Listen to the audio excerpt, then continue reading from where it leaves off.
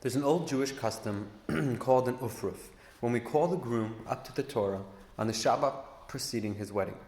Many communities shower the chatan, the groom, with candy, symbolizing our wishes for the sweetest blessings on the new couple.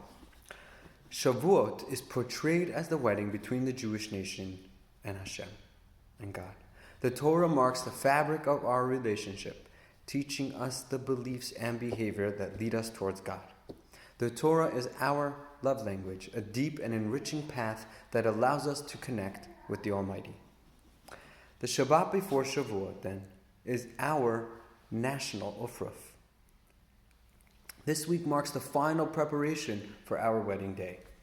Over the 49 days following their exodus from Egypt, the Jewish nation improved and uplifted their character, uprooting the Egyptian culture and years of slavery from their hearts and minds. After all of their work and effort, there remained one threshold they needed to cross: their unity as a community. When describing the final encampment before receiving the Torah, the verse uses the singular form, an oddity that teaches us that the entire Jewish nation, for the first time in their history, camped with one heart, in total unison. How do we achieve this level of unity, of operating as one cohesive unit in mission, in spirit, and in heart? The opening words of this week's Torah portion provide insight. Moshe and Aaron are instructed to count the Jewish nation, each individual one by one. When counting people, no person can take more value than the other. We are each equal, contributing as one. The mystics teach that when God instructs us to be counted, we are in essence highlighting the part within us that is the same, our holy souls, the spark of divine within us, the part of us that is pure, pristine, and knows no divisiveness or discord, only love and connection.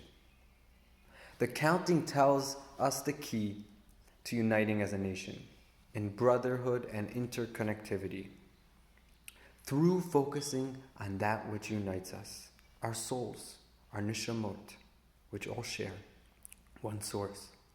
We don't ignore or suppress our differences and individuality. We each have a unique message and contribution, our own note to play in our nation's glorious symphony. Our unity is rooted deep within us in our shared bond, the godly soul that is within each one of us. That sparkling neshama that shines bright, reflecting and joining in with each other's light.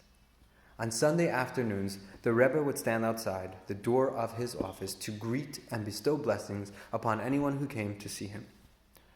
He would stand for hours as thousands of people filed by, many of them seeking a blessing or advice about a personal matter or a spiritual dilemma. On one occasion, an elderly woman who had been waiting in line for a few hours marveled to the Rebbe about how he, in his late 80s, could stand on his feet for so many hours dispensing the dollars while she was totally exhausted just from her wait. The Rebbe beamed and replied, "When you are counting diamonds, you don't get tired." Shabbat Shalom.